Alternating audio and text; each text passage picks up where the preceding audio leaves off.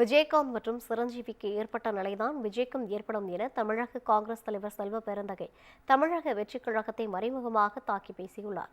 கடலூர் மாவட்டம் மஞ்சக்குப்பத்தில் செய்தியாளர்களிடம் பேசிய அவர், வலுவான சித்தாந்தம் கொண்ட கட்சி காங்கிரஸ் என்று தெரிவித்துள்ளார்.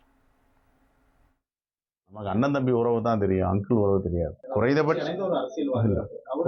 குறைந்தபட்சம் நாகரிகமாக மேடையில் பேசணும். அந்த நாகரிகம் தமிழர்களுடைய பண்பாடு.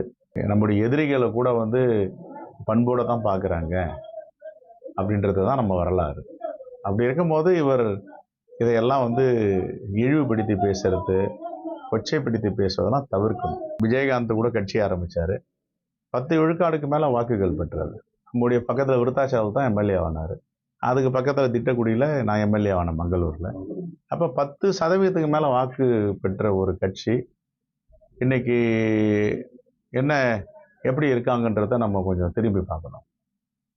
சித்தாந்தம் நல்ல சித்தாந்தம், நல்லதான் பேசினார். அவர் நல்ல கருத்துக்கள் தான் சொன்னார், யாரையும் வசைப்பாடலை. அதே மாதிரி பிரஜாய ராஜ்யம்ன்ட்டு சிரஞ்சீவி பக்கத்தில் ஆந்திராவில் ஒரு கட்சி துவக்கினார். 20 லட்சம் பேர் கலந்துட்டாங்கன்னு சொன்னாங்க. கடைசியில் என்னாச்சு, காங்கிரஸ் கூட இணைச்சிட்டாங்க. இணைச்சிட்டு இப்போ அந்த கட்சி இருக்கான்னா அந்த கட்சியே கிடையாது. இது மாதிரி பல கட்சிகள் சொல்லலாம். சித்தாந்தத்தில் உள்ள பிடிப்பார் கட்சி தான்.